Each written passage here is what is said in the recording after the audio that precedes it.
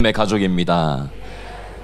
다시 한번 또 다른 사람에게 한번 인사하겠습니다. 우리는 믿음의 가족입니다. 잘 오셨습니다. 여러분, 육교와 지하도라는 두 가지 길이 있습니다. 육교 뭔지 아시죠? 찻길을 그냥 건널 수 없으니까 계단을 만들어서 위로 이렇게 찻길 위로 지나 건너서 내려갈 수 있도록 해놓은 육교라는 길이 있고요. 그 다음에 지하로 내려가 가지고 지하를 통해서 다시 올라가는 그런 지하 보도가 있습니다.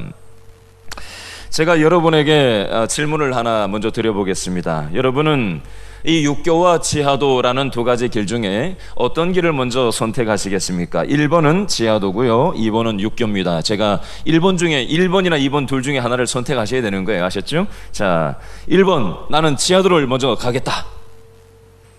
머리 긁지 말고 1번 지하도, 자 2번 육교를 먼저 가겠다. 내리십시오. 지하도가 편할까요? 육교가 편할까요? 예? 똑같아요? 예. 뭐 하나 내려가고 하나 올라가니까 뭐 똑같다고 생각을 할 수가 있겠습니다. 근데 제가 이제 원리를 한번 얘기를 해볼게요. 이 사람 심리가 지하도를 먼저 선택하는 사람은, 지금 제가 이제 질문하는 의도를 알아차리고 눈치껏 지금 손을 드신 분도 있고, 지하도를 선택하는, 먼저 아무 생각 없이 이걸 결정을 하고 했을 때 의식적으로 자기도 모르게 지하도를 선택하는 사람들은 이런 사람들이라고 합니다. 당장은 힘든 일을 피하고 당장은 아래로 내려가기 때문에 당장은 편해요. 그렇죠? 그러나 그 다음에 또 어디를 건너가야 되죠?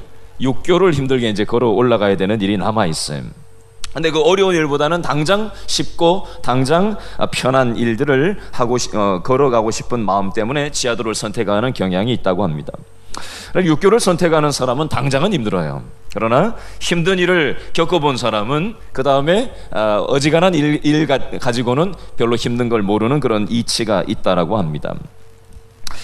여러분, 바울은 어떤 면에서 육교를 선택한 사람이었습니다.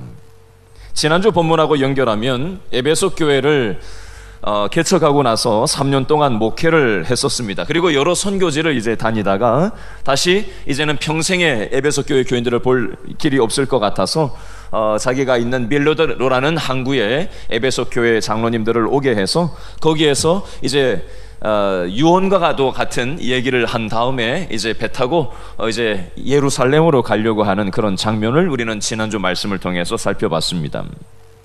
사실 인간적으로 봤을 때 예루살렘으로 가지 않고 에베소 교회를 그저 다 읽어놓은 그곳을 얼마나 이 사도 바울을 사람들이 원했냐면, 울면서 제발 가지 말고 우리하고 같이 여기서 평생 살자고 하면서 그렇게 애원을 하면서 같이 있자고 한 이 에베소 교인들과 함께 있었다면 어떤 면에서 사도 바울은 편했을 겁니다. 지금 연세도 많은 편이었고요, 우리나라로 치면 한 70, 80, 90 정도 됐을 정도의 그 정도 신체 나이였고요, 또 건강도 썩 좋지가 않은 상황이었습니다. 그리고 예루살렘으로 가면 앞으로 핍박이 기다리고 있다라는 하나님의 음성을 이미 들었던 차에 여기 있으면 그런 일이 있을 필요도 없거든요. 그러니까 육신적으로 생각하면은 육교를 선택하는 것처럼 여기에서 편안하게 자기의 노후를 보내도 좋았을 겁니다. 대우도 잘 해줬을 것이고요. 그러나 사도 바울은 불편하고 어려움이 있을 그 길을, 힘든 길을 선택하면서 그 길을 가고 있는 장면이 나오고 있습니다. 이것을 통해서 우리는 첫 번째 교훈을 한번 생각하고 지나갔으면 좋겠는데요, 한번 따라하겠습니다. 바울은 소명의 사람이었습니다. 여러분, 소명의 사람은 오늘의 현재에 갇혀서 지내지 않습니다. 편안한 인생이 인생의 목적이지 않습니다. 한번 다시 따라해 볼까요? 오늘이라는 덫에 갇혀 있는 사람들, 현실이라는 덫에 갇혀 있는 사람들, 오늘날 많은 사람들이 현실, 오늘이라는 현재 현실의 덫에 갇혀서 편안함을 추구하고 안일한 삶을 살아가는 것이 인생의 목표인 사람들이 많습니다. 그러나 바울은 소명의 사람이었습니다. 그리고 그 소명의 사람이었던 바울은 오늘의 편안한 삶이 인생의 목적이 아니었고 어렵고 힘든 일이 뻔히 있다라는 걸 알지만 그럼에도 불구하고 하나님께서 자기와 함께 동행하시는 그 길이 소명의 길이요 또 믿음의 길이라는 것을 알았기에 어떤 면에서 육교를 선택하고 그 믿음의 걸음을 걸어가고 있다라는 사실입니다. 이 시간 이 첫 번째 원리를 통해서 우리 자신의 삶을 한번 질문을 해보도록 하겠습니다. 나는 지하도를 먼저 선택하는 사람인가? 나는 육교를 먼저 선택하는 사람인가? 나는 당장 쉬운 길을 편안한 길을 인생의 목적으로 붙잡는 사람인가? 아니면 어렵더라도 그것이 하나님의 원하시는 길이고 하나님께서 나에게 맡기신 길이라면 그 길을 향해서 오늘 한 걸음 한 걸음 내딛는 사람인가? 자기 자신에게 한번 질문해 보실 수 있기를 바랍니다. 두 번째 교훈을 나누도록 하겠는데요. 자, 오늘 읽었던 사도행전 21장 1절부터 16절 말씀에 보면 사도 바울이 이제 하나님께서 가라고 하신 그 소명의 길을 향해서 걸어가는 그 인생의 여정에 대해서 크게 두 부류로 나누고 있는데요. 지도가 준비가 됐나요? 지도를 좀 먼저 보여주시겠어요? 자, 오늘 본문 1절부터 6절 말씀에 보면 밀레도, 지난주 본문이었던 밀레도에서 두로까지의 걸어가는 그 일정이 나오고 있습니다. 뒤에 계신 분들 이 지도가 좀 눈에 보이시나요? 요 위에 보면 1번이라는 숫자 1번 보이세요? 저게 오늘 본문 21장 1절에 나오는 고스라는 지역이 되겠습니다. 병원에 가면 히포크라테스라는 사람이 선서해 놓은 게 있어요. 의학의 아버지라고 하는 이 히포크라테스가 바로 이 1번이라고 쓰여져 있는 오늘 본문 21장 1절에 고스라는 지역에서 출생을 한 지역이 바로 이 지역이 되겠습니다. 여기가 섬인데요. 거기에서 2번 고스라는 지역, 로도라는 지역으로 이제 넘어가게 되는데 이 지역은 태양신이 한 32m짜리 태양신을 그 당시에 만들어 놓고 우상을 섬기는 지역으로 유명했던 세계 7대 불가사의가 유적지가 있는 지역이 바로 3번 지역의 로도가 되겠습니다. 그리고 21장 2절에 보니까 베니게라는 지역이 또 나오고요. 4번에 보니까 바다라라는 항구가 나오는데 거기에서 배를 타고 5번은 키프로스라는 섬이고요. 성경에는 3번에 나오는 구브로라는 섬이 되겠고 요즘으로 치면 키프로스라는 섬이 되겠습니다. 그리고 6번에 4번에서 6번까지는 대략 한 640km 100길로 그 당시 배로 한 특별하게 태풍을 만나지 않으면은 그대로 정상적으로 항해를 하면 한 5일 정도 걸려서 540km 정도 가면 6번 두로 항구에 도달할 수 있었습니다. 이 첫 번째 바울의 경로가 21장 1절부터 21장 6절까지의 내용이 되겠는데 이거 그대로 띄워놓으시고요. 설명을 좀 추가로 하도록 하겠습니다. 바다라라는 항구에 지금 도착을 해서 여기에서 4번에서 6번까지 가기 전에 저기에서 그냥 그 사람들만 타는 그런 배편을 사용한 것이 아니라 그 당시에는 배가 그렇게 많지가 않았고 저기 지금 장거리로 뛰는 저기에는 화물선을 이용해서 바울이 이동했던 것으로 보여집니다. 그래서 21장 3절 말씀에 보니까 거기에서 배의 짐을 풀려 함이로라 라고 하는 이 표현은 7일 동안 4절에 나오는 7일 동안 이 두로 항구에 머무르면서 이 화물선에 있는 선적해왔던 이 지중해 연안의 여러 나라를 오가는 그 화물선 안에 있는 각종 짐들을 7일 동안 항구에 내리는 시간이 한 7일 정도 걸렸기 때문에 3절 4절에 보면 그 7일 1회 동안 두로 항구에 머물렀다고 하는 표현이 이런 배경 속에서 나오는 표현이 되겠습니다. 그런 줄 아시고요. 계속해서 보면요.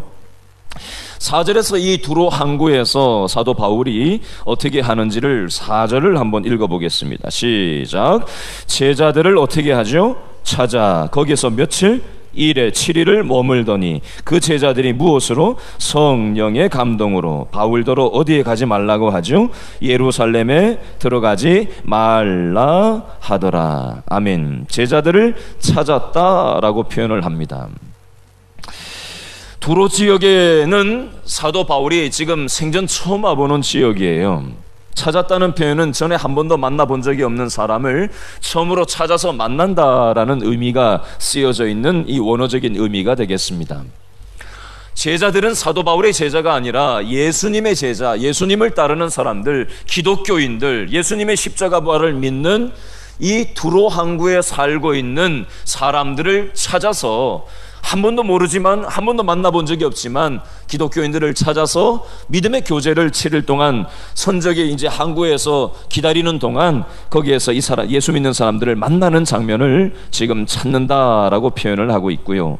이 사람들과 만나가지고 믿음의 교제를 나누는데 이 사람들이 뭐라고 얘기를 하냐면 4절 말씀 둘째 줄에 보니까 그 제자들이, 예수님의 제자들, 십자가 부활을 믿는 그 제자들이 무엇으로? 성령의 감동으로 바울한테 뭐라고 얘기했어요? 예루살렘에 들어가지 말라 하더라. 예루살렘에 들어가지 말라 할 때 말라라는 표현은 한글에는 그냥 뭐 그랬나 보다 얘기하지만 원어적인 설명을 보태서 얘기하면 이렇습니다. 7일 동안 사도 바울과 생전 처음 만난 사람들이 함께 예수님 때문에 서로 만나가지고 믿음의 교제를 하는 중에 7일 동안 한 번만 딱 예루살렘에 가지 말라라고 얘기한 게 아니라 매일 만나가지고 볼 때마다 제발 그 예루살렘 가지 않으면 안 되냐. 왜냐하면 성령 하나님께서 기도하는 중에 우리에게도 당신 사도 바울 예루살렘에 가면은 당신 핍박을 당하고 죽을 거라고 지금 하나님이 나한테도 말씀하시는데, 나한테도 그런 말씀을 주시고 꿈에도 나한테 그런 말씀을 주시는데 당신 거기 제발 좀 가지 않으면 안 되냐라고 하면서 모든 예수 믿는 사람들이 다 같이 이구동성으로 그 얘기를 볼 때마다 7일 동안 계속해서 울면서 말리고 계속 그 일을 하고 있는 장면을 여러분 그림을 좀 그릴 필요가 있습니다. 여러분 이게 뭐냐면요, 따라합니다. 믿음의 교제. 믿음의 교제. 여러분 믿음의 교제라는 것은 예수님 때문에 우리는 한 형제, 자매, 한 가족이 된 사람들이에요. 저를 따라 하실까요? 우리는 예수님 때문에 믿음의 형제, 믿음의 자매가 된 사람들입니다. 그래서 우리는 믿음의 교제를 나누면서 인간적인 교제가 아니라, 인간적인 친분이 아니라 저 사람이 나한테 잘해주니까 나도 그만큼 해주는 이런 세상적인 기준이 아니라 예수님이 피값으로 우리를 구원해 주신 그 사랑 때문에 그것에 근거해서 우리는 다른 사람을 대하는 것이지, 다른 사람이 당신 나한테 이렇게 했지? 내가 그만큼 해준다. 당신 내가 기대하는 만큼 못 해줬지? 그럼 나는 그렇게 하지 않겠다. 이건 세상의 교제예요. 그러나 우리의 교제는 처음 보는 사람이지만 예수님 때문에 믿음의 교제를 나누고, 그 사람이 내 기준에 맞지 않고 그 사람이 나하고 생각이 달라도 그럼에도 불구하고 우리는 예수님 때문에 한 형제요, 한 자매로 우리를 묶어주셨다라는 사실입니다. 여러분 트렌드 코리아라는 요즘 베스트셀러 중에 이런 예화가 하나 나와요. 고슴도치 예화인데요. 여러분 고슴도치가 가시가 몸에 박혀 있잖아요. 서로 두 마리의 고슴도치를 생각해 보세요. 서로 이 고슴도치가 추운 겨울날 자기의 몸을 따뜻하게 하고는 싶은데, 그죠? 따뜻하게 해야 될 필요는 있잖아요. 추우니까. 그렇죠? 그래서 고슴도치 두 마리가 서로 만난 거예요. 그래서 멀리 멀찍이 떨어져 있으니까 이게 여전히 추운 거예요. 그래서 조금씩 가까이 갔는데 온기가 느껴져요. 근데 점점 두 마리의 고슴도치가 서로에게 가까이 가면 가까이 갈수록 서로의 몸이 어떻게 될까요? 자기한테 있는 가시가 서로를 점점 찌르게 됩니다. 몸은 따뜻해지지만 점점 아프게 돼요. 여러분 이게 현대인의 인간관계를 얘기하는 겁니다. 적당한 선에서 적당히 떨어져서 지내면 찔릴 일이 없어요. 그렇죠? 찔릴 일이 없어요. 부대낄 일이 없어요. 이만큼 떨어져 있으면 그냥 볼 때 적당하게 감정 섞지 않고 내 필요할 때만 찾고 필요하지 않으면 접어버리고, 그죠? 인터넷에서 내가 필요한 거 찾았다가 인터넷에서 남의 아이가 아주 예쁜, 요즘 이런 게 있다 그래요. 예쁜 아기가 있으면 우리 애도 아닌데 피도 한 방울 안 섞인 내 육신의 친지도 아닌데 남의 아이인데 그렇게 이쁜 애가 인터넷에 딱 떠 있는 거예요. 그러면 그 애가 하는 일거수일투족을 보면서 블로그 같은 데 이렇게 보면서 우리는 스트레스 해소를 하고 걔한테 댓글도 달고 걔한테 막 칭찬도 해주고 관심도 가져주고, 요즘 그런 사람들이 많이 있어요. 나하고 전혀 관계없는 사람이지만 너무 이쁜 거예요, 그 아이가. 그리고 너무 맛있는 또 좋은 어떤 음식, 좋은 어떤 경치, 인터넷에 들어가서 그런 것을 잠깐 그냥 보고 느끼고 대리만족을 하고, 그냥 적당하게 또 내가 또 내 볼 일이 있으면 그걸 꺼버리고 또 내 일상의 삶을 살다가, 내가 필요하면 또 그걸 켜고 보고 단지 거기에서 위안을 얻고 그걸로 스트레스를 대리만족을 하고, 그렇게 하는 것이 현대인의 인간관계라는 거예요. 적당하게 가시가 부딪히지 않을 만큼 떨어져 있으면 부대낄 일이 없어요. 그러나 믿음의 형제 자매들의 교제는 적당하게 간격을 띄우고 그렇게 교제하는 것이 아닙니다. 아무리 교회 안에서 믿음의 형제 자매들끼리 교제를 하더라도 가까이 가면 갈수록 서로에게 가시가 있기 때문에 서로를 찌르게 됩니다. 그러면 서로 상처를 받고 서로 아프기 때문에 우리는 교회 안에서조차도 믿음의 형제 자매라고 말은 쉽게 따라하는데, 따라하는 거 쉽잖아요, 그죠? 한번 따라해 보실래요? 우리는, 옆 사람 보세요. 우리는 믿음의 형제, 믿음의 자매입니다. 쉽죠? 요거 따라하는 건 쉽단 말이에요. 근데 여러분 옆에 있는 사람이 나를 찌를 때가 있어요, 없어요? 찔려봤어요, 안 찔려봤어요? 크게 찔린 사람, 요즘 이거 찔린 것 때문에 아픈 사람은 말도 못하고 고개 푹 숙이겠어요. 들킬까봐. 여러분, 우리는 불완전한 존재이기 때문에 가시라는 게 있어요, 사람마다. 그래서 가까이 가면 갈수록 교회 안에서도 서로 찌르는 거예요. 아픈 거예요. 그래서 적당히 있고 싶은 거예요. 여러분, 이번 2박 3일간의 수련회를 거치면서 이런저런 많은 수련회에 준비하는 과정과 수련회 일정 속에서 제가 이렇게 저렇게 느꼈던 많은 생각들이 있었어요. 오늘 이 대목과 관련해서 제가 몇몇 가지 예를 한번 들어보겠습니다. 여러분, 지금 불볕더위가 계속해서 진행되고 이제 다음 주, 그 다음 주 한 수요일까지 이대로 계속 간다고 뉴스 보도가 지금 계속 나오더라고요. 유럽, 포르투갈 같은 데는 지금 47도까지 나오는데, 47도. 우리는 지금 40도 얘기하는데 유럽에 지금 포르투갈에는 47도 어제 올라갔다 그러더라고요. 여러분, 홍천도 우리 수련회 가기 전날 40도를 찍었어요. 서울보다 더 더웠다고 홍천이, 우리 수련회 갔던 장소가 우리 수련회 가기 바로 전날 40도를 찍었었어요. 얼마나 더웠어요, 그죠? 우리 이틀 전에 거기서 그 더운 날 바깥에서 불판을 10개를 벌려놓고 남자들이 쫙 서가지고 그 고기를 구웠거든요. 그 불볕더위에 고기를 더 구웠으니 얼마나 얼굴이 벌겋게 돼가지고 얼마나 저거 힘들까 싶더라고요. 근데 어제 수련회를 마치고 몇몇 분들한테 소감을 얘기하라고 했더니 한 분이 나와서 그런 얘기를 하세요. 남자분들이 고기를 굽는데 그 더운데 저렇게 애를 쓰시고, 또 여성분들이 또 이런저런 분들이 수련회에서 그렇게 덥고 힘든데도 불구하고 기쁨으로 서로 섬기고 서로 챙기고 서로 돌아보고 애를 쓰는 그 모든 모습들을 보면서, 야, 이게 믿음이 아니면 어떻게 이렇게 할 수 있겠냐 하면서 그런 얘기를 나누셨어요.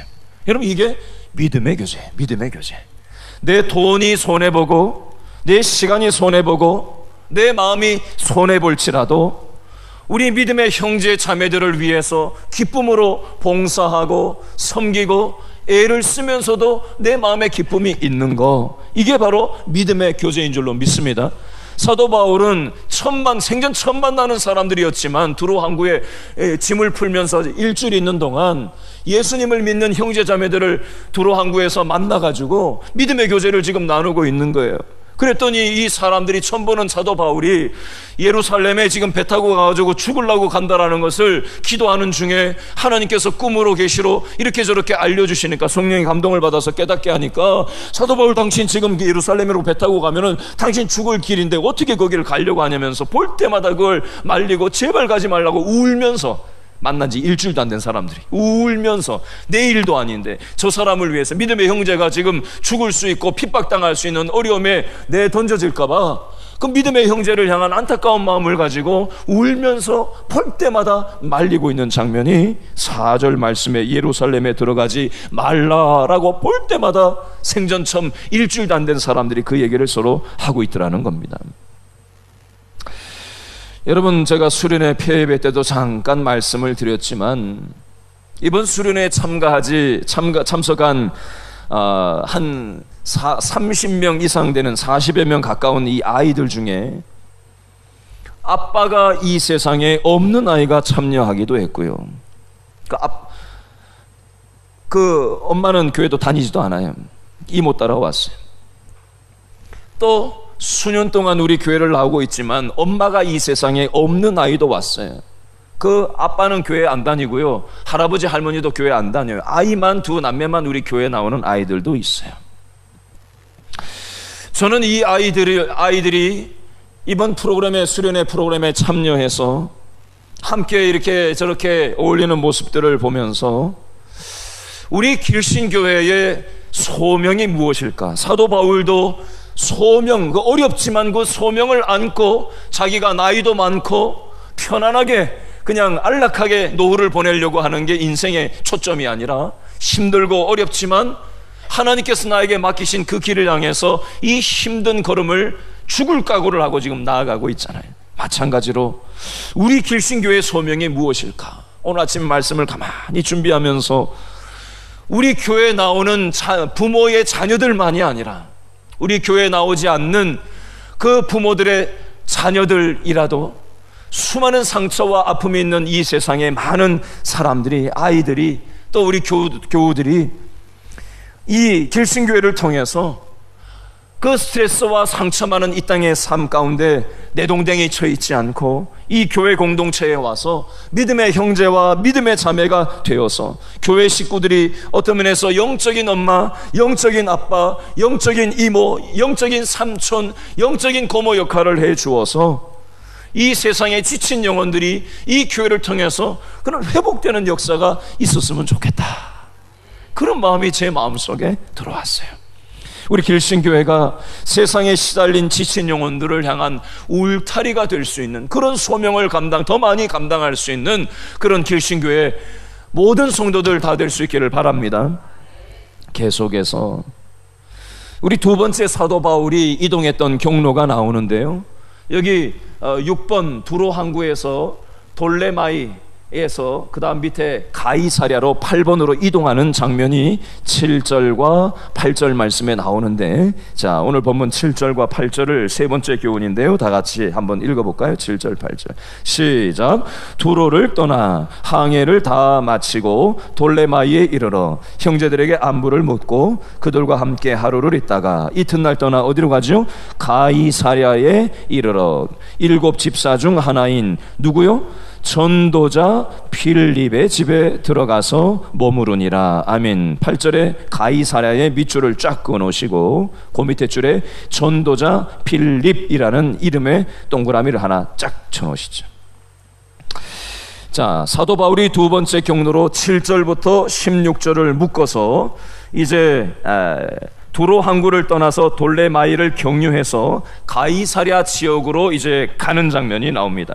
가이사랴에서 7 초대교회 7 집사 중에 한 명이었던 필립 집사의 집에 가는 장면이 나와요. 사도 바울은 필립 집사를 여기서 처음 만났던 것이 아니라 20년 전에 만났던 적이 있었어요. 사도행전 8장으로 한번 가보실래요? 사도행전 8장 펴보시죠. 사도행전 8장 펴보세요. 199페이지 사도행전 8장. 사도행전 8장 전체의 주인공은 빌립 집사입니다. 자, 빌립 집사 이야기가 사도행전 8장에 전체 나오는데 8장 바로 전에 7장 54절에서 7장 60절은 빨간 글씨로, 굵은 글씨로 54절 앞에 뭐라고 되어 있나요? 스데반이 순교하다. 스데반 집사가 예수 믿는 것 때문에 순교하는 장면이 여기 지금 나오고 있습니다. 8장 1절에 보니까 누구 이름이 나오죠? 사울은 그가 스데반이 죽임당함을 마땅히 여기더라. 바울이 바울 되기 이전에 사울이었을 때 예수 믿는 사람을 핍박하던 삶을 살았던 것이 바로 사울이었습니다. 이 사울은 스데반 집사가 예수 믿는 것 때문에 돌에 맞아 순교를 당하는 걸 당연하다고 여기면서 살았던 사람이 바로 사울이었습니다. 이 사울의 핍박 때문에 8장 1절 뒷부분에 보니까 8장 1절 읽어볼까요? 시작. 사울은 그가 죽임당함을 마땅히 여기더라. 그날에 예루살렘에 있는 교회에 큰 무엇이 있었어요? 박해가 있어 사도 외에는 다 유대와 사마리아 모든 땅으로 흩어지니라. 아멘. 사울이 예수 믿는 사람을 잡아 죽이려고 핍박을 하고 그렇게 잡아 죽이려고 쫓아다니니까 예수 믿는 사람이 사울을 피해가지고 다 흩어진 거예요. 전 세계로 흩어지고 핍박을 피해서 도망을 간 거예요. 그래서 이 흩어진 사람 중에 대표자를 사도행전 8장에는 빌립을 얘기하는 건데요. 8장 5절에 보니까 빌립이 어디로 간다고 되어 있죠? 사마리아 성에 내려가서 전도를 하는 장면이 나오고요. 그 다음에 8장 26절에 보니까 8장 27절에 보니까 에디오피아 사람 네시에게 전도를 하는 장면이 나옵니다.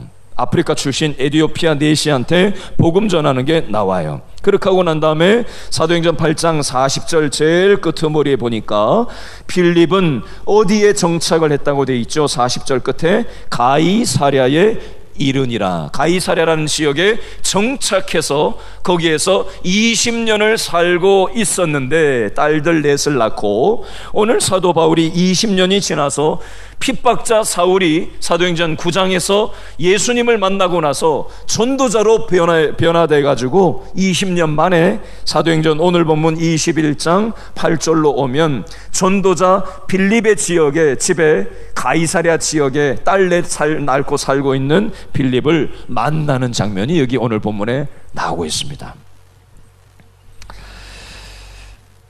20년 전에 바울과 빌립의 관계는 쫓고 쫓기는 관계였지만 20년이 지난 지금 예수님을 함께 믿고 전하는 믿음의 동역자의 관계로 20년 만에 가이사랴 지역에서 다시 만나고 있습니다. 예를 들어 보겠습니다. 뉴스에 이런 기사가 실렸어요. 기독교를 박해하던 이란인 무슬림 신문관이 자신이 신문하던 기독교인 여성에게 3일 동안 신문하려고 들어갔다가 복음을 듣고 예수님을 영접하는 일이 뉴스에 실렸어요. 이 이란인 기독교인은 기독교인이라는 이유 하나 때문에 체포되어서 독방에 감금이 되었는데 감금이 되면서 이런 생각을 했다고 합니다. 나는 철장으로 된 더러운 독방에 감금돼서 고문을 당할 거라고 생각하고 고문 중에 내가 가정교회 성도들의 이름을 모두 다 발설을 하고 신앙을 부인하게 되지는 않을까 하고 몹시 두려운 마음으로 이 감방에 들어갔다고 합니다. 그러나 감옥에 갇혔던 3일 동안 믿음의 용기를 가지고 자기를 신문하려고 하는 이 신문하는 사람에게 복음을 전했는데 몇 시간 동안 예수님에 대해서 이 신문관과 대화를 나누다가 그 신문하던 사람이 갑자기 자신의 마음을 예수님께 열게 되고 함께 기도를 하게 되었다고 합니다. 이 신문관에게 이 여성이 이렇게 얘기했다고 합니다. 예수님에 대해서 내가 당신에게 전하고 싶다. 당신에게도 예수님이 필요하다. 당신에게 예수님을 전하지 않은 채 무관심할 수가 없다. 당신도 구원의 기쁨과 복을 맛볼 수 있기를 원한다. 이것을 전하지 않고 내가 침묵한 채 있을 수가 없다라는 그 믿음의 용기를 가진 진심을 얘기하자 이 신문관이 나도 그렇게 할 수 있겠냐 하고는 함께 기도하게 되었다라는 사실입니다. 여러분, 얼마 전에 이런 일도 있었습니다. 여러분 잘 아시는 무장 테러 단체인 IS 전사가 꿈에서 흰옷을 입은 사람이 나타나서 네가 나의 백성을 핍박하고 있다라는 음성을 들은 뒤에 예수님을 영접한 사건이 생겼습니다. 이 사람은 예수님을 영접하기 전에 기독교인들을 잡아서 테러의 대상으로 잡아서 죽이는 것을 즐겼던 사람이라고 합니다. 단순히 죽이는 차원이 아니라 예수 믿는 사람을 죽이는 걸 즐겼던 사람이라고 합니다. 근데 그 사람의 꿈에 난데없이 흰옷 입은 사람이 나타나서 네가 나의 백성을 핍박하고 있다라고 하는, 마치 사도 바울이 다메섹 도상에서 네가 나의 백성을 핍박하고 있다라고 하는 그 사도 바울에게 나타나셨던 부활하신 예수님을 이 IS 테러 단체의 전사가 예수 믿는 사람을 죽이는 걸 즐기기까지 했던 이 사람이 꿈에서 예수님과 같은 사람을 만나서 완전히 뒤집어져 가지고 사람을 죽이려고 하다가 죽일 수 없게 되고 자신의 마음이 변화되고 성경을 읽다가 완전히 다른 사람으로 변화되는 이런 일들이 중동 지역의 많은 그리스도인들이 지금 꿈을 통해서, 복음이 들어가 사람이 못 들어가니까 꿈을 통해서 지금 하나님께서 기적적으로 그런 일들을 지금 중동 지역의 무슬림들이 그렇게 기독교로 개종하는 일들이 생기고 있습니다. 며칠 전 뉴스에도, 13시간 전 뉴스에도 이란인 여성 2명이 자기가 예수 믿는다는 것 때문에 사형 선고를 받고 붙들려 있다가 이 하도 전 세계에서 그냥 막 언론 보도를 때리고 막 난리를 법석을 피우니까 할 수 없어서 풀어줬는데, 이 사람들이 또 터키에 가서 신학 교육을 받고 다시 또 복음을 전하는 일들을 막 하고, 그런 일들을 지금 막 뉴스 보도에 지금 계속해서 며칠 동안 지금 계속 나오고 있어요. 여러분, 성경의 이 내용은 그저 한 2000년 전에 있었던 과거의 역사 얘기, 나와 관련 없는 이야기가 아니라 지금도 현재 진행형으로 수많은 그리스도인들이, 한 2억의 기독교인들이 지금도 예수 믿는 것 때문에 핍박을 당하고 있고요. 사도 바울만 이 당시에 핍박을 당했던 것이 아니라 오히려 그때보다 더 많은 예수 믿는다는 이유 하나 때문에 핍박을 당하는 사람들이 지금 지구상에 그렇게 많다라는 겁니다. 우리는 사실 종교의 자유가 있는 나라에 살기 때문에 이것을 실감을 하지 못하고 살아갑니다.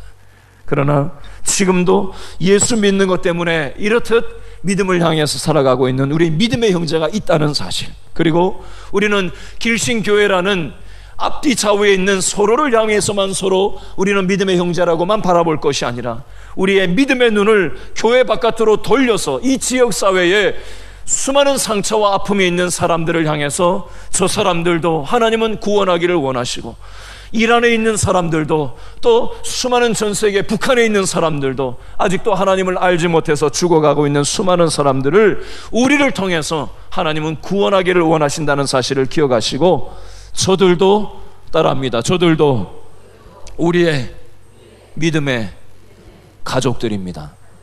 그 믿음의 가족들을 위해서 우리가 기도하고, 우리가 우리의 물질을 사용하고 우리의 남아있는 시간과 재능을 사용하여서 하나님의 통로로 우리를 사용하기를 원하신다는 사실, 저 여러분이 기억할 수 있기를 바랍니다. 마지막으로 한 가지만 더 살펴보고 오늘 말씀을 마무리하려고 합니다.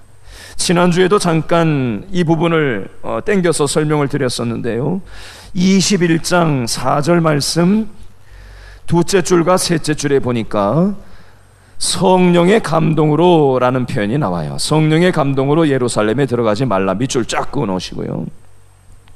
두 번째,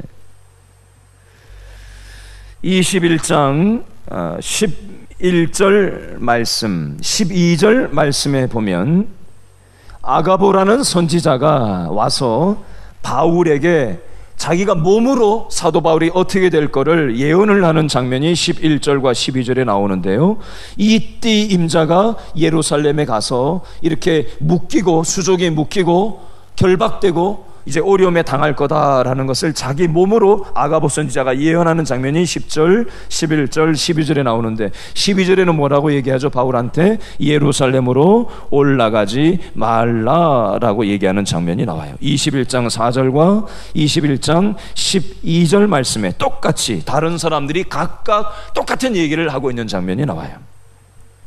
근데 이 사람들도 역시 뭐라고 얘기했어요? 성령께서 나한테 이런 말씀을 하셨다. 뭐라고 말씀하셨어요? 사도 바울이 예루살렘에 가면 핍박당할 거다. 사도 바울도 그것에는 동의해요. 그러나 사도 바울은 나도 그거 안다. 그러나 하나님께서 나에게 이런 소명을 주셨기 때문에 그 어렵고 힘든 길임을 알지만 그 소명의 길을 내가 가려고 한다라고 말씀하는 장면이 나옵니다. 여러분, 도로에 있는 믿음의 사람들과 이 빌립 집사 일행과 아가보 선지자와 많은 제자들도 사도 바울을 인간적으로 아꼈습니다. 똑같이 하나님의 음성을 들었어요. 그러나 인간의 뜻으로 사도 바울을 말리려고 했습니다. 여러분, 우리는 하나님의 일을 하는 데 있어서 하나님께서 우리에게 믿음의 생각도 주시지만 우리는 내 기준이라는 게 있기 때문에 하나님의 뜻에다가 내 기준이라는 것을, 내 뜻을 덧보탭니다. 그래서 하나님의 소명과 뜻을 내 뜻과 기준으로 제한하고 못하게 가로막을 때가 있지는 않는가 돌아볼 필요가 있습니다. 사도 바울은 인간의 정이 아니라, 내 기준이 아니라, 편안함이 아니라 어렵고 힘들더라도 하나님의 계획에 자신의 삶을 조율하며 믿음의 소명의 길을 걸어가고 있더라는 것입니다. 저와 여러분의 삶 가운데도 하나님께서는 우리 나름의 소명을 주신 부분이 있습니다. 그 길이 때로 힘들고 어려울지라도, 내 기준과 맞지 않고 다른 사람의 기준과 다를지라도 하나님께서 우리에게 맡기신 길이라면 그 걸음을 우리가 디딜 때 내 시간과 내 재능과 또 내 물질이 소비된다고 할지라도, 힘들지라도 하나님의 소명에 우리가 순종하기 시작할 때 하나님께서 생명의 역사를 우리를 통해서 이루어 가신다는 사실을 기억하시고 하나님의 이 부름 앞에 믿음으로 순종하는 우리 모든 믿음의 성도들 다 될 수 있기를 바랍니다. 기도하겠습니다.